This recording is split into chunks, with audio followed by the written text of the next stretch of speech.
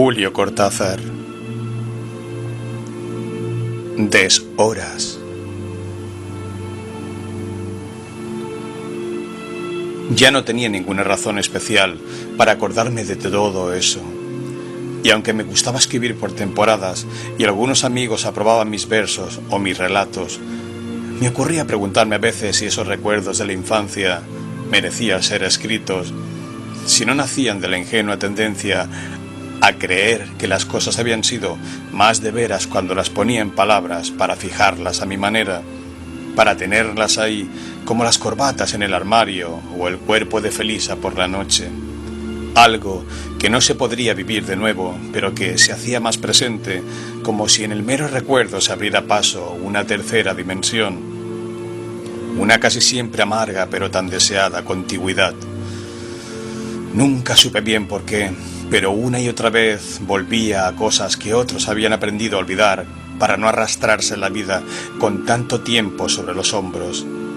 Estaba seguro de que entre mis amigos había pocos que recordaban a sus compañeros de infancia como yo recordaba a Doro, aunque cuando escribía sobre Doro no era casi nunca él quien me llevaba a escribir, sino otra cosa, algo en que Doro era solamente el pretexto para la imagen de su hermana mayor, la imagen de Sara, en aquel entonces en que Doro y yo jugábamos en el patio o dibujábamos en la sala de la casa de Doro.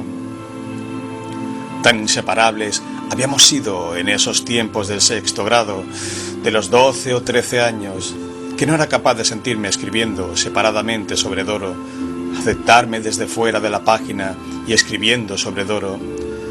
Verlo era verme simultáneamente como Aníbal con Doro, y no hubiera podido recordar nada de Doro si al mismo tiempo no hubiera sentido que Aníbal estaba también ahí en ese momento, que era Aníbal el que había pateado aquella pelota que rompió un vidrio de la casa de Doro una tarde de verano. El susto y las ganas de esconderse o de negar, la aparición de Sara tratándolos de bandidos y mandándolos a jugar al portero de la esquina. Y con todo eso venía también Banfield, claro, porque todo había pasado allí. Ni Doro ni Aníbal hubieran podido imaginarse en otro pueblo que en Banfield, donde las casas y los potreros eran entonces más grandes que el mundo. Un pueblo, Banfield, con sus calles de tierra y la estación del ferrocarril Sud, sus baldíos que en verano hervían de langostas multicolores a la hora de la siesta y que de noche se agazapaba como temeroso en torno a los pocos faroles de las esquinas, con una que otra pitada de los vigilantes a caballo y el halo vertiginoso de los insectos voladores en torno a cada farol. A tan poca distancia las casas de Doro y de Aníbal, que la calle era para ellos como un corredor más, algo que seguía manteniéndolos unidos de día o de noche, en el potrero jugando al fútbol en plena siesta o bajo la luz del farol de la esquina, mirando cómo los sapos y los escuerzos hacían rueda para comerse a los insectos borrachos de dar vueltas en torno a la luz amarilla. Y el verano, siempre el verano de las vacaciones, la libertad de los juegos, el tiempo solamente de ellos, para ellos, sin horario ni campana para entrar a clase, el olor del verano en el aire caliente de las tardes y las noches, en las caras sudadas después de ganar o perder, o pelearse o correr, de reírse y a veces de llorar, pero siempre juntos, siempre libres, dueños de su mundo de barriletes y pelotas, y esquinas y veredas. De Sara le quedaban pocas imágenes, pero cada vez una se recortaba como un vitral a la hora del sol más alto, con azules y rojos y verdes penetrando el espacio hasta hacerle daño. A veces Aníbal veía sobre todo su pelo rubio cayéndole sobre los hombros como una caricia que él hubiera querido sentir contra su cara.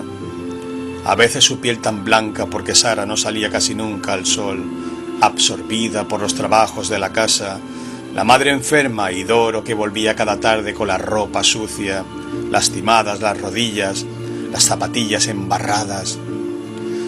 Nunca supo la edad de Sara en ese entonces, solamente que ya era una señorita, una joven madre de su hermano que se volvía más niño cuando ella le hablaba, cuando le pasaba la mano por la cabeza antes de mandarlo a comprar algo o pedirles a los dos que no gritaran tanto en el patio.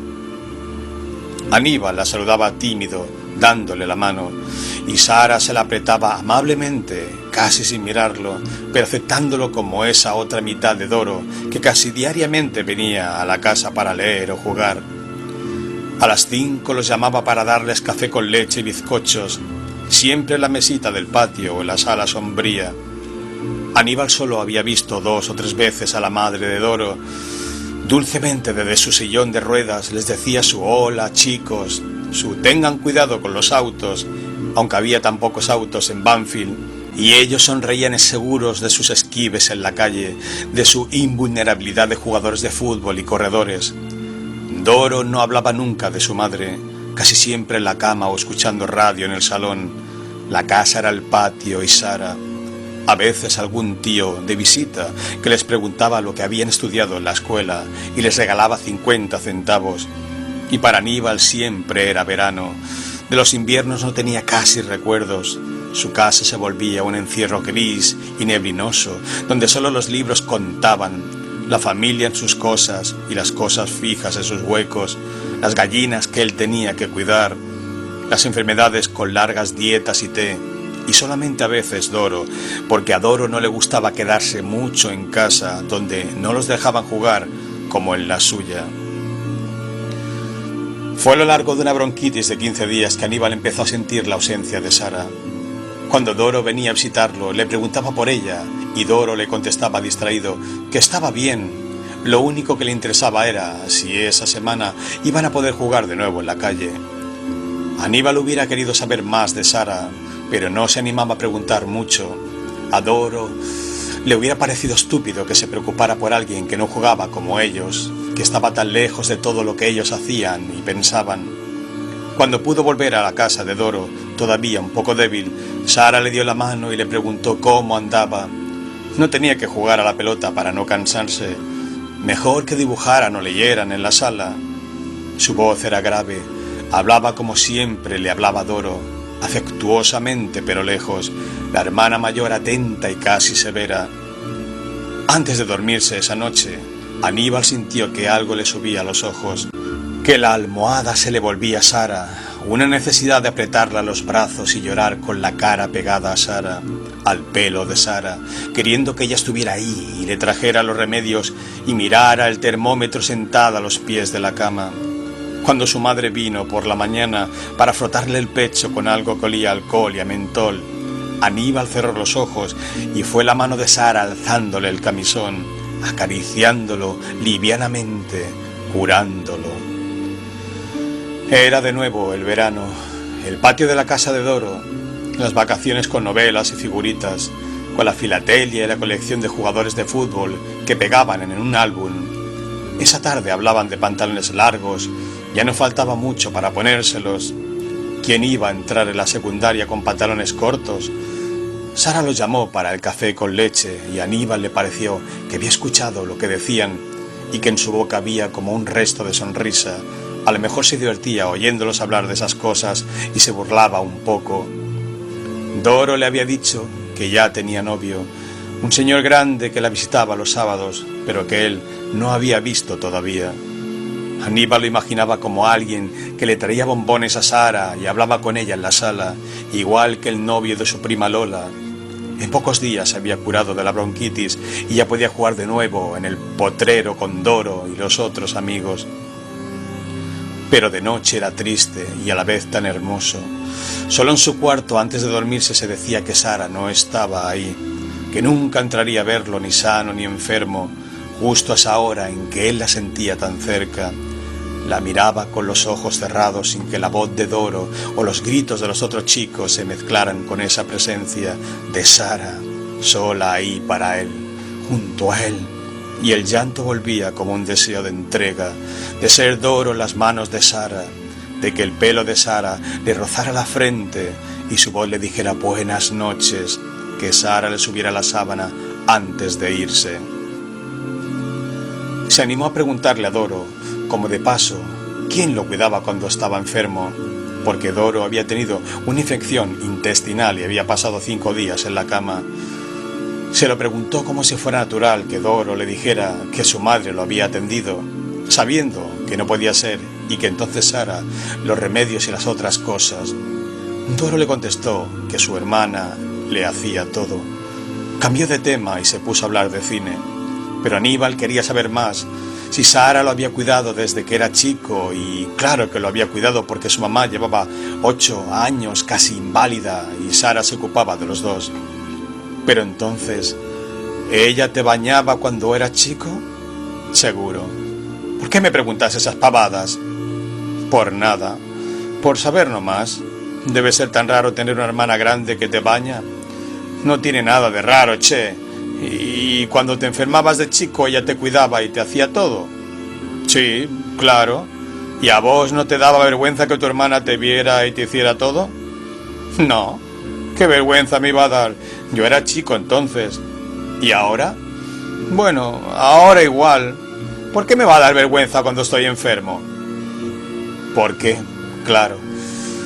A la hora en que cerrando los ojos imaginaba a Sara entrando de noche en su cuarto, acercándose a su cama, era como un deseo de que ella le preguntara cómo estaba, le pusiera la mano en la frente y después bajara las sábanas para verle la lastimadura en la pantorrilla, le cambiara la venda tratándolo de tonto por haberse cortado con un vidrio.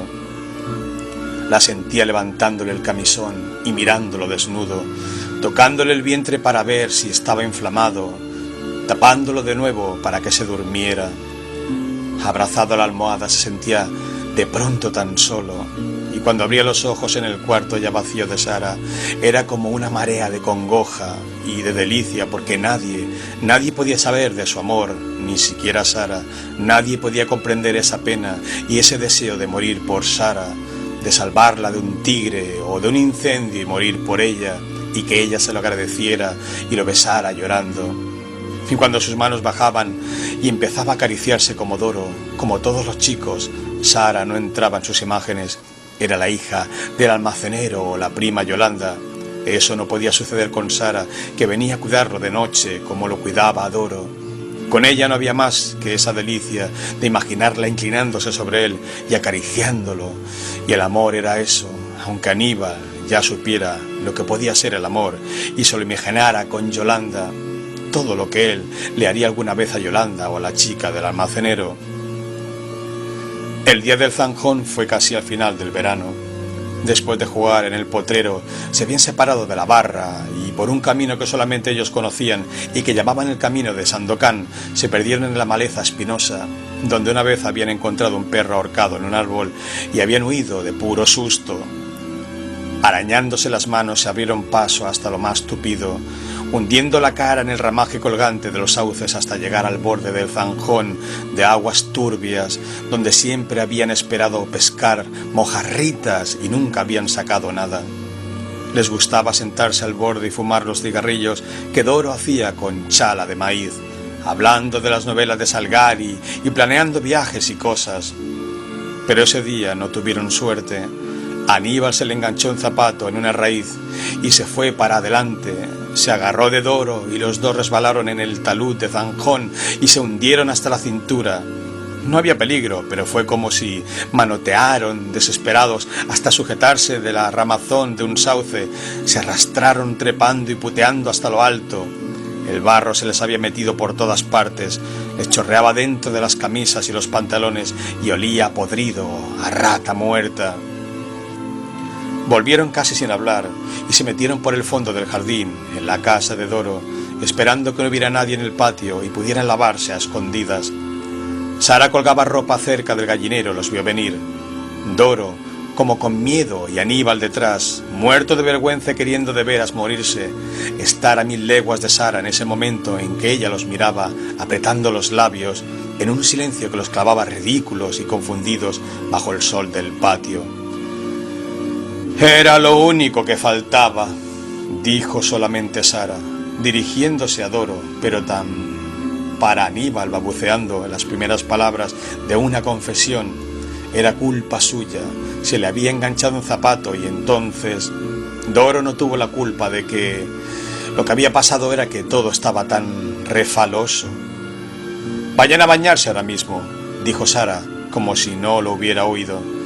Sáquense los zapatos antes de entrar y después se lavan la ropa en la pileta del gallinero. En el baño se miraron y Doro fue el primero en reírse, pero era una risa sin convicción.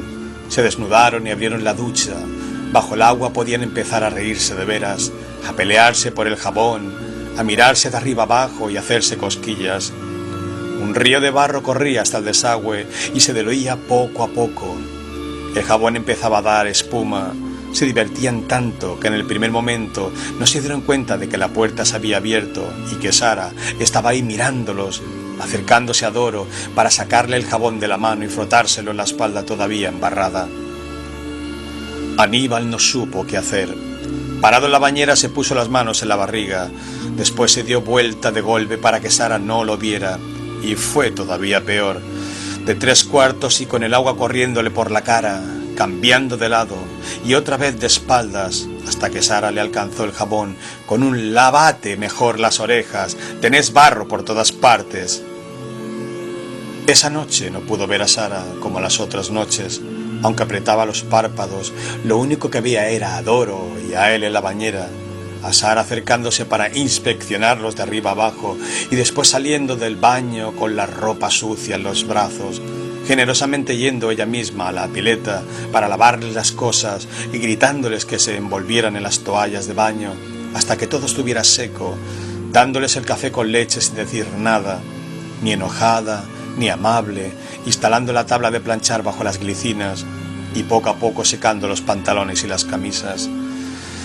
¿Cómo no había podido decirle algo al final cuando los mandó a vestirse?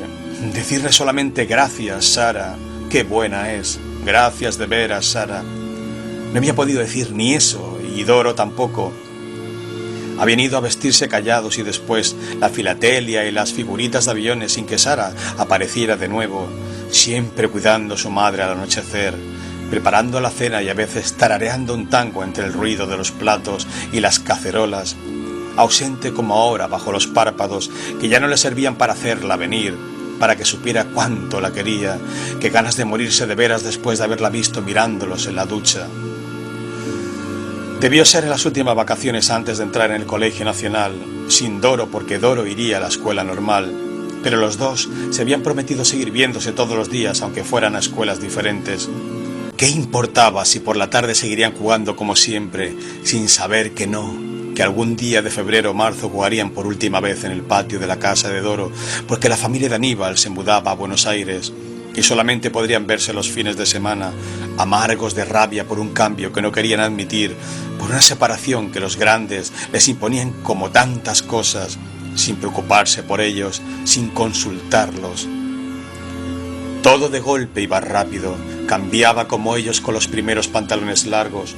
Cuando Doro le dijo que Sara se iba a casar a principios de marzo, se lo dijo como algo sin importancia y Aníbal ni siquiera hizo un comentario. Pasaron los días antes de que se animara a preguntarle a Doro si Sara iba a seguir viviendo con él después de casada. «Pero sos idiota vos, ¿cómo se van a quedar aquí? El tipo tiene mucha guita y se la va a llevar a Buenos Aires. Tiene otra casa en Tandil y yo me voy a quedar con mi mamá y tía Faustina, que la va a cuidar». Ese sábado último de las vacaciones vio llegar al novio en su auto. Lo vio de azul y gordo, con lentes, bajándose del auto con un paquetito de masas y un ramo de azucenas. En su casa lo llamaban para que empezara a embalar sus cosas. La mudanza era el lunes y todavía no había hecho nada. Hubiera querido ir a la casa de Doro sin saber por qué, estar solamente ahí, pero su madre lo obligó a empaquetar sus libros, el globo terráqueo, las colecciones de bichos. Le habían dicho que tendría una pieza grande para él solo, con vista a la calle. Le habían dicho que podría ir al colegio a pie. Todo era nuevo, todo iba a empezar de otra manera, todo giraba lentamente, y ahora Sara estaría sentada en la sala con el gordo del traje azul, tomando el té con las masas que él había traído, tan lejos del patio, tan lejos de Doro y él, sin nunca más llamarlos para el café con leche debajo de las glicinas. El primer fin de semana en Buenos Aires, era cierto, tenía una pieza grande para él solo. El barrio estaba lleno de negocios, había un cine a 2 cuadras. Tomó el tren y volvió a Banfield para ver a Doro. Conoció a la tía Faustina, que no les dio nada cuando terminaron de jugar en el patio. Se fueron a caminar por el barrio y Aníbal tardó un rato en preguntarle por Sara. Bueno, se había casado por civil y ya estaban en la casa de Tandil para la luna de miel. Sara iba a venir cada 15 días a ver a su madre. ¿Y no la extrañas? Sí, pero ¿qué querés? Claro, ahora está casada. Doro se distraía, empezaba a cambiar de tema y Aníbal no encontraba la manera de que siguiera hablándole de Sara. A lo mejor pidiéndole que le contara el casamiento y Doro riéndose, yo qué sé. Habrá sido como siempre, del civil se fueron al hotel y entonces vino la noche de bodas, se acostaron y entonces el tipo... Aníbal escuchaba mirando las verjas y los balcones, no quería que Doro le viera la cara y Doro se daba cuenta, seguro que vos no sabés lo que pasa la noche de bodas. No jodas, claro que sé, lo sabés, pero la primera vez es diferente. A mí me contó Ramírez, a él se lo dijo el hermano, que es abogado y se casó el año pasado, le explicó todo. Había un banco vacío en la plaza, Doro había comprado cigarrillos y le seguía contando y fumando. Aníbal la sentía, tragaba el humo que empezaba a marearlo, no necesitaba cerrar los ojos para ver contra el fondo del follaje el cuerpo de Sara que nunca había imaginado como un cuerpo. Ver la noche de bodas desde las palabras del hermano de Ramírez, desde la voz de Doro, que le seguía contando. Ese día no se animó a pedirle la dirección de Sara en Buenos Aires. Lo dejó para otra visita porque tenía miedo de Doro en ese momento. Pero la otra visita no llegó nunca. El colegio empezó y los nuevos amigos. Buenos Aires se tragó poco a poco a Aníbal, cargado de libros de matemáticas y tantos cines en el centro y la cancha de River y los primeros paseos de noche con Beto, que era un porteño de veras. También a Doro le estaría pasando lo mismo en La Plata. Cada tanto Aníbal pensaba en mandarle unas líneas porque Doro no tenía teléfono. Después venía Beto o había que preparar algún trabajo práctico. Fueron meses, el primer año, vacaciones en Saladillo. De Sara no iba quedando más que alguna imagen aislada, una ráfaga de Sara cuando algo en María o en Felisa le recordaba por un momento a Sara. Un día del segundo año la vio nítidamente al salir de un sueño y le dolió con un dolor amargo y quemante. Al fin y al cabo, no había estado tan enamorado de ella. Total, antes era un chico y Sara nunca le había prestado atención como ahora Felisa o la rubia de la farmacia. Nunca había ido a un baile con él como su prima Beba o Felisa para festejar la entrada a cuarto año. Nunca había dejado acariciarle el pelo como María, ir a bailar a San Isidro y perderse a medianoche entre los árboles de la costa. Besar a Felisa en la boca entre protestas y risas, apoyarla contra un tronco y acariciarle el pecho. Bajar hasta perder la mano en ese calor huyente y después de otro baile y mucho cine encontrar un refugio en el fondo del jardín de Felisa y resbalar con ella hasta el suelo. Sentir en la boca su sabor salado y dejarse buscar por una mano que lo guió. Por supuesto, no le iba a decir que era la primera vez, que había tenido miedo. Ya estaba en primer año de ingeniería y no le podía decir eso a Felisa. Y después ya no hizo falta porque todo se aprendía tan rápido con Felisa y algunas veces con su prima Beba. Nunca más supo de Doro y no le importó. Tampoco se había olvidado de Beto, que enseñaba historia en algún pueblo de provincia. Los juegos se habían ido dando sin sorpresa y como a todo el mundo, Aníbal aceptaba sin aceptar. Algo que debía ser la vida aceptaba por él. Un diploma, una hepatitis grave, un viaje al Brasil, un proyecto importante en un estudio con 2 o 3 socios. Estaba despidiéndose de uno de ellos en la puerta antes de ir a tomar una cerveza, después del trabajo cuando vio venir a Sara por la vereda de enfrente. Bruscamente recordó que la noche antes había soñado con Sara y que era siempre el patio de la casa de Doro, aunque no pasaba nada, aunque Sara solamente estaba ahí colgando ropa o llamándolos para el café con leche. Y el sueño se acababa así, casi sin haber empezado. Tal vez porque no pasaba nada, las imágenes eran de una precisión cortante bajo el sol del verano de Banfield, que en el sueño no era el mismo que el de Buenos Aires. Tal vez por eso, por falta de algo mejor, había rememorado a Sara después de tantos años de olvido. Pero no había sido olvido, se lo repitió hoscamente a lo largo del día.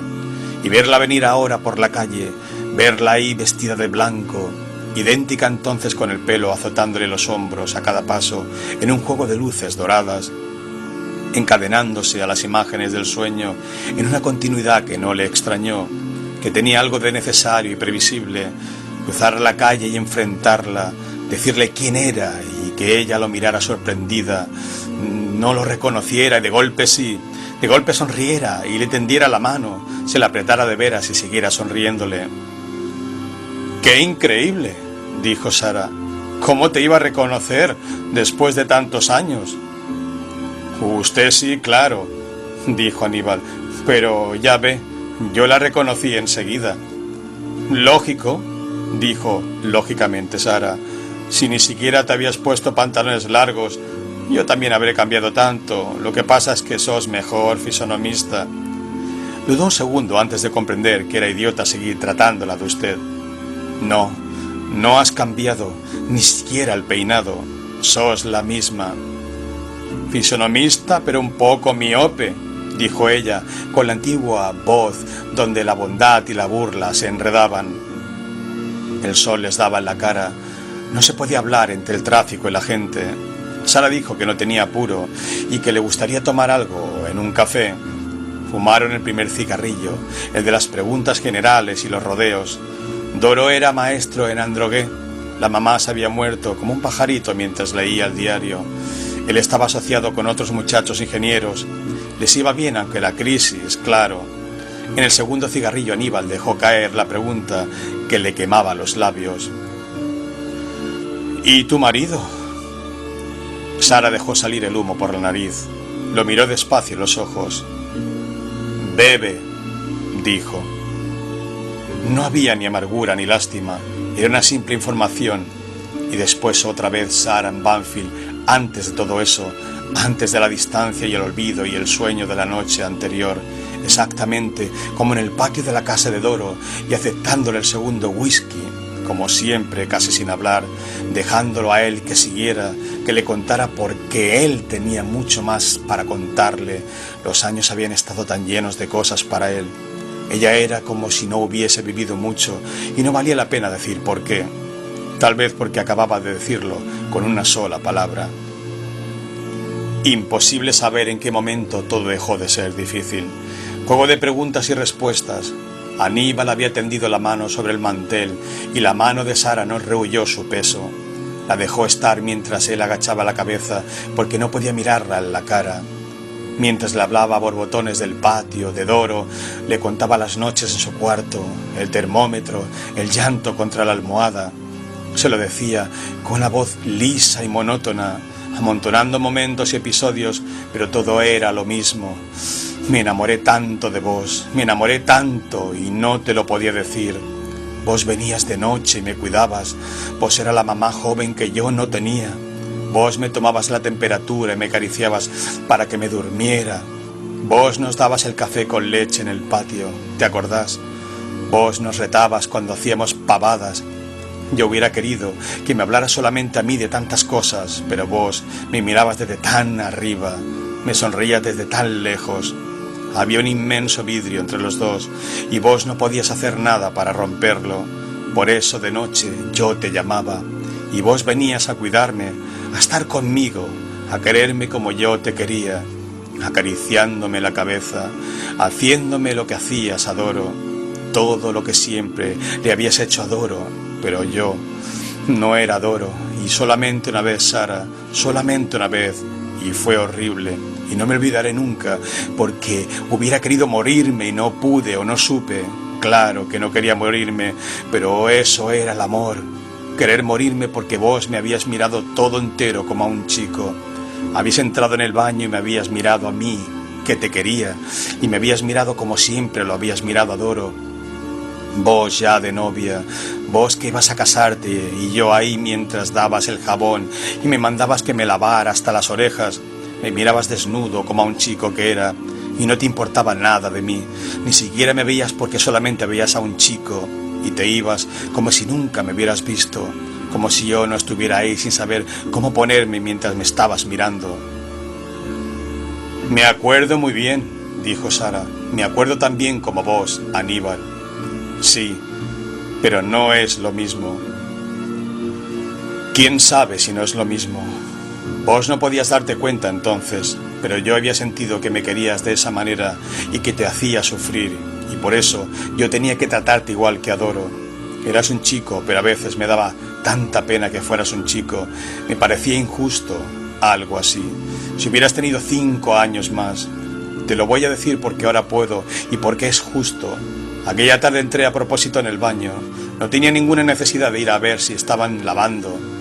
Entré porque era una manera de acabar con eso, de curarte de tu sueño, de que te dieras cuenta que vos no podías verme nunca así, mientras que yo tenía el derecho de mirarte por todos lados como se mira a un chico. Por eso, Aníbal, para que te curaras de una vez y dejaras de mirarme como me mirabas pensando que yo no lo sabía. Y ahora, sí, otro whisky, ahora que los dos somos grandes. Del anochecer a la noche cerrada, por caminos de palabras que iban y venían, de manos que se encontraban un instante sobre el mantel, antes de una risa y otros cigarrillos, quedaría un viaje en taxi, a algún lugar que ella o él conocían, una habitación, todo como fundido en una sola imagen instantánea, resolviéndose en una blancura de sábanas y la casi inmediata furiosa convulsión de los cuerpos en un interminable encuentro, y las pausas rotas y rehechas y violadas y cada vez menos creíbles, en cada nueva implosión que los cegaba y los sumía y los quemaba hasta el sopor, hasta la última brasa de los cigarrillos del alba. Cuando apagué la lámpara del escritorio y miré el fondo del vaso vacío, todo era todavía pura negación, de las 9 de la noche, de la fatiga a la vuelta del otro día de trabajo. ¿Para qué seguir escribiendo si las palabras llevaban ya una hora resbalando sobre esa negación, tendiéndose en el papel, como lo que eran menos dibujos privados de todo sostén? Hasta algún momento habían corrido cabalgando la realidad, llenándose de sol y verano, palabras patio de Banfield, palabras doro y juegos y zanjón, colmena rumorosa de una memoria fiel. Solo que al llegar a un tiempo que ya no era Sara ni Banfield, el recuerdo se había vuelto cotidiano, presente utilitario sin recuerdos ni sueños, la pura vida sin más y sin menos. Había querido seguir y que también las palabras aceptaran seguir adelante hasta llegar al hoy nuestro de cada día, a cualquiera de las lentas jornadas en el estudio de ingeniería. Pero entonces me había acordado del sueño de la noche anterior, de ese sueño de nuevo con Sara, de la vuelta de Sara desde tan lejos y atrás, y no había podido quedarme en este presente en el que una vez más saldría por la tarde del estudio y me iría a beber una cerveza al café de la esquina. Las palabras habían vuelto a llenarse de vida y aunque mentían, aunque nada era cierto, había seguido escribiéndolas porque nombraban a Sara viniendo por la calle. Tan hermoso seguir adelante aunque fuera absurdo. Escribir que había cruzado la calle con las palabras que me llevarían a encontrar a Sara y dejarme conocer, la única manera de reunirme por fin con ella y decirle la verdad, llegar hasta su mano y besarla, escuchar su voz y ver el pelo azotándole los hombros, irme con ella hacia una noche que las palabras irían llenando de sábanas y caricias. Pero ¿cómo seguir ya?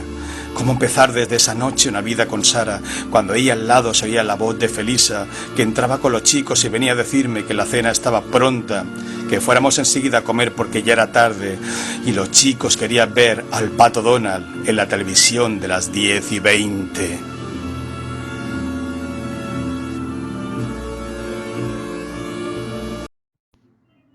Biografía de Julio Cortázar. Julio Florencio Cortázar, Bruselas, 26 de agosto de 1914. París, 12 de febrero de 1984. Fue un escritor, traductor, poeta intelectual argentino, nacido en Bélgica y nacionalizado francés. Uno de los más importantes escritores latinoamericanos. En su honor, la Casa de las Américas, con sede en La Habana, otorga un premio literario que lleva su nombre. Nació en Bruselas, hijo de Julio Cortázar y María Herminia de Escote. Con la ciudad ocupada por las tropas alemanas, la familia se muda a Ginebra y posteriormente a Zúrich, donde aguarda el fin de la Primera Guerra Mundial. En 1918, La familia se instala en el suburbio bonaerense de Banfield. El padre abandona a la familia y Julio Cortázar se cría con su madre, su hermana, su tía y su abuela. En 1923, el niño Cortázar, a los 9 años, escribe su primera novela, además de poemas. Dice Julio Cortázar: no tengo ni la menor idea de lo que era, aunque supongo que algo muy lacrimoso, muy romántico, una historia en la que todo el mundo moría al final. La novela era tan buena que su madre pensó la había plagiado, algo que supuso un varapalo para el niño Julio Cortázar. En 1932 obtiene el título de maestro normal y en 1935 el de maestro normal en letras. Ingresa en la Facultad de Filosofía y Letras. Trayectoria. Maestro. Antes de alcanzar renombre internacional por su obra literaria, Cortázar dio clases en escuelas secundarias. Estuvo de profesor en la Escuela San Carlos del pueblo de Bolívar, en medio de la Pampa Argentina, a 300 kilómetros al oeste de la ciudad de Buenos Aires, entre 1937 y 1939. En 1938 publicó bajo el seudónimo Julio Denis su primer poemario, Presencia. Y dice Julio Cortázar: empecé a publicar bastante tarde. No he sido un escritor precoz en el plano de la edición, aunque sí en el de la escritura. Quizá haya un elemento culpable, una especie de narcisismo personal, pero más bien lo veo como una autocrítica muy rigurosa. Prueba de ello es la novela que escribió en los mismos años, Las nubes y el arquero, cuyo original se extravió. Entre 1939 y 1944, Cortázar dio clases en la Escuela Normal de Chivilcoy como titular de Historia, Geografía e Instrucción Cívica.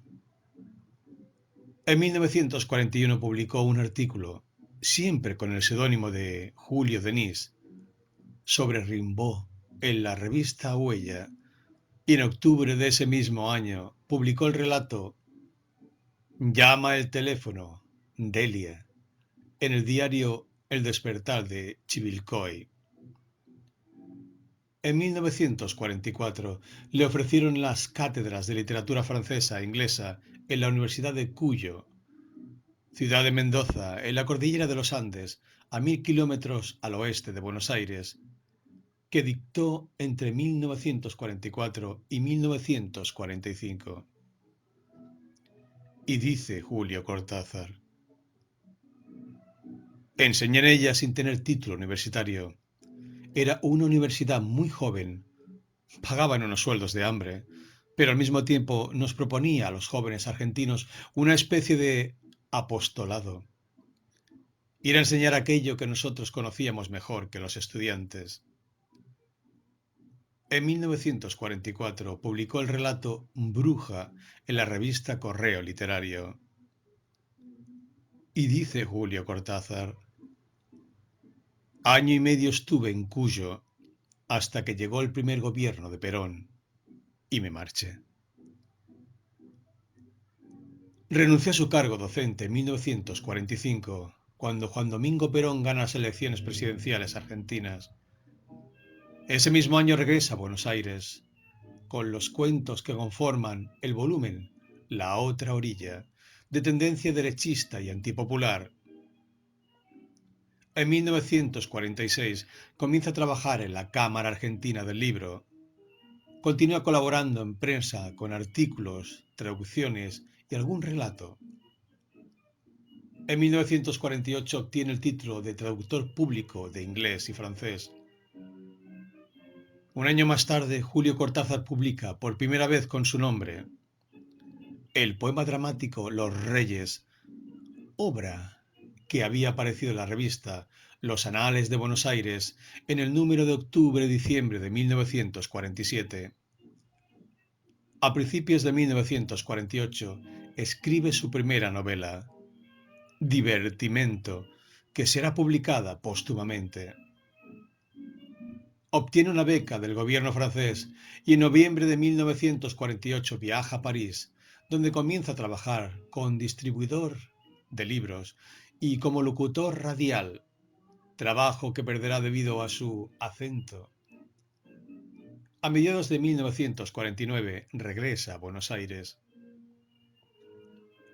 En 1950 escribe El examen, que será rechazada por la editorial Losada y que será también publicada tras su muerte. En 1951 publica Bestiario, su primer libro de cuentos, y en 1953 se casa con Aurora Bernárdez, con quien hace un amplio viaje por Italia. Durante su breve estancia en Roma, traduce las obras en prosa de Edgar Allan Poe. En 1954 empieza a trabajar como traductor para la UNESCO y se instala definitivamente en París. En 1956 publica Final del juego y la traducción de los cuentos completos de Edgar Allan Poe. En 1959 se edita Las armas secretas, que incluye el relato El perseguidor. El año siguiente viaja a Argentina y publica una novela escrita durante ese viaje en barco, Los premios. Traductor. Durante años, el modo de sustento de Julio Cortázar provino de sus traducciones, primero en la prensa argentina y posteriormente en la UNESCO. Cortázar se entregó a la labor con la misma intensidad que a la literatura. Tradujo a Gide, Chesterton, Daniel Defoe y Henry Bremond. Pero el golpe de gracia vendría con las traducciones míticas ya de la obra en prosa de Edgar Allan Poe y Memorias de Adriano de Marguerite Yourcenar. Y dice Julio Cortázar: pienso también que lo que me ayudó fue el aprendizaje muy temprano de lenguas extranjeras y el hecho de que la traducción desde un comienzo me fascinó. Si yo no fuera un escritor, sería un traductor. Viaja a Cuba, donde se fraguará su compromiso político con la Revolución cubana. También en 1961 aparece la primera traducción de una obra de Cortázar. La editorial francesa Fayard publica Los premios. El año siguiente ve la luz Historias de Cronopios y Famas, en la editorial Minotauro de Buenos Aires, y en 1963 lo hará Rayuela. Ese mismo año participa como jurado en el Premio Casa de las Américas en La Habana. Las traducciones de sus obras y sus colaboraciones en prensa se suceden. En 1966 publica Todos los fuegos el fuego y asume con la publicación de su artículo Para llegar a Lezama Lima su compromiso con la izquierda latinoamericana y su lucha de liberación. Al año siguiente aparece La vuelta al día en 80 mundos y en 1968-62 Modelo para armar y Buenos Aires. Buenos Aires, 1969.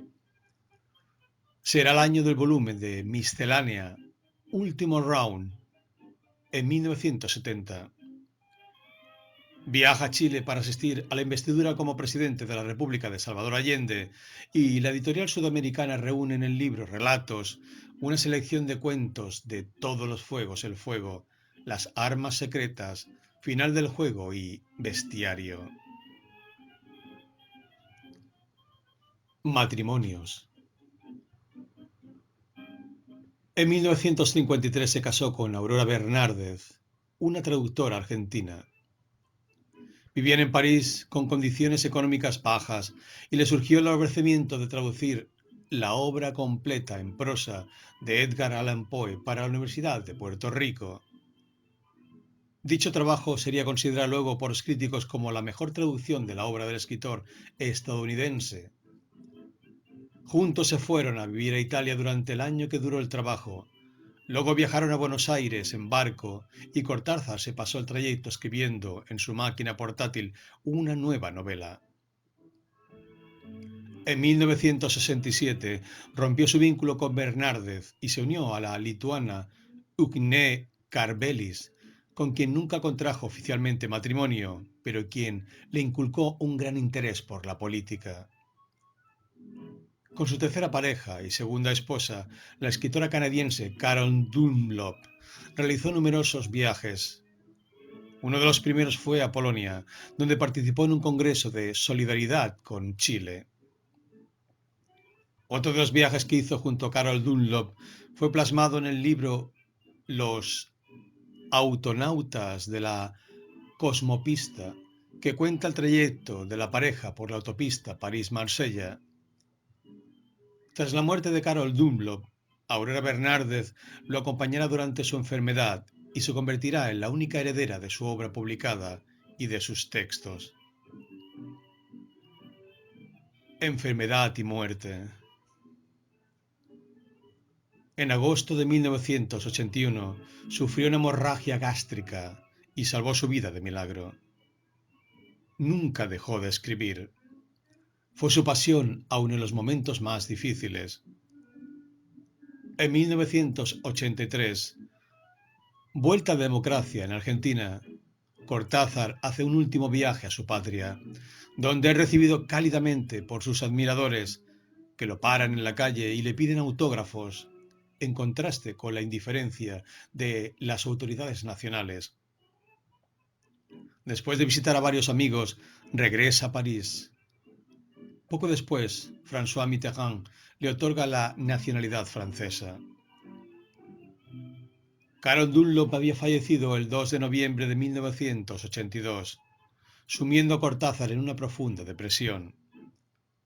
Julio murió el 12 de febrero de 1984 a causa de una leucemia. Pero la escritora uruguaya Cristina Peri Rossi, amiga de Cortázar por muchos años, afirma en su libro sobre el escritor que éste habría muerto de sida, después de haber sido contagiado en 1980 durante una transfusión de sangre en el sur de Francia.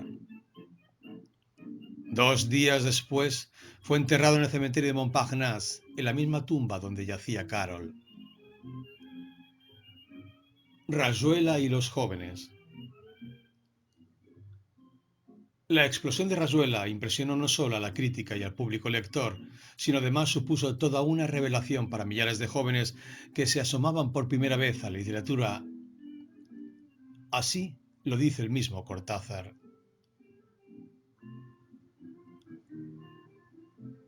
A mí se me ocurrió intentar un libro en el que el lector, en lugar de leer el libro consecutivamente, tuviera varias opciones. Cuando terminé Rayuela pensé que había escrito un libro de un hombre de mi edad para lectores de mi edad. Y la gran maravilla, cuando se publicó en Argentina y en toda América Latina, es que encontró sus lectores en los jóvenes, en quienes yo jamás había pensado directamente al escribir este libro. Los verdaderos lectores de Rayuela han sido los jóvenes, y este fenómeno se ha venido manteniendo a lo largo de los años. Esa es la gran maravilla de un escritor, saber que ha escrito un libro pensando que hacía una cosa que correspondía a su edad, a su tiempo y a su clima, y descubrir de pronto que planteó problemas que son de la generación siguiente. Esa es para mí la gran recompensa, la justificación total de Rayuela. Algunos de los poemas escritos por Julio Cortázar entre 1948 y 1958 se publican en 1971 bajo el título de Pameos y Meopas. En 1972 es el turno de prosa de Observatorio, que incluye fotografías suyas. Y en 1973 el de su obra más política, El libro de Manuel. La obra será galardonada con el Premio Médicis. En 1974 viaja a Roma como miembro del Tribunal Russell, una institución dedicada al estudio de la situación política y de los derechos humanos en Latinoamérica, y aparece octaedro. Al año siguiente, participa en la Comisión Internacional de Investigación de los Crímenes del Régimen Pinochetista, que tiene lugar en México, y pronuncia una serie de conferencias sobre la literatura latinoamericana en la Universidad de Oklahoma, recogidas junto a otros dos textos en The Final Island, The Fiction of the Julio Cortázar. En 1975 publica Fantomas contra los vampiros multinacionales y Silvalandia. En 1976 aparece Estrictamente no profesional, Humanario, e inicia sus viajes a Nicaragua con una estancia en Solentiname que recogerá un año más tarde en el texto Apocalipsis en Solentiname, aparecido en el libro de relatos Alguien aparece por ahí. En 1978 se separa de Ugne Carbelis y da a la imprenta un libro sobre pintura, Territorios. En 1979 publica Un tal Lucas. En 1980 se casa con Carol Dunlop y desde una nueva visita a Nicaragua se compromete con la revolución sandinista, además de conocer en Panamá a Omar Torrijos. Ese mismo año dicta unas conferencias en la Universidad Californiana de Berkeley y publica el libro de cuentos Queremos tanto a Glenda. François Mitterrand le otorga la nacionalidad francesa el 24 de agosto de 1981. Ese año le es diagnosticada una leucemia. En 1982 publica el volumen de relatos Deshoras y muere su esposa Carol Dunlop, con quien coescribió Los Autonautas de la Cosmopista, que aparecerá al año siguiente, al igual que Nicaragua tan violentamente dulce. Ese año viaja durante unos días a Argentina y a La Habana. En 1984 recibe la Orden de la Independencia Cultural Rubén Darío, nicaragüense.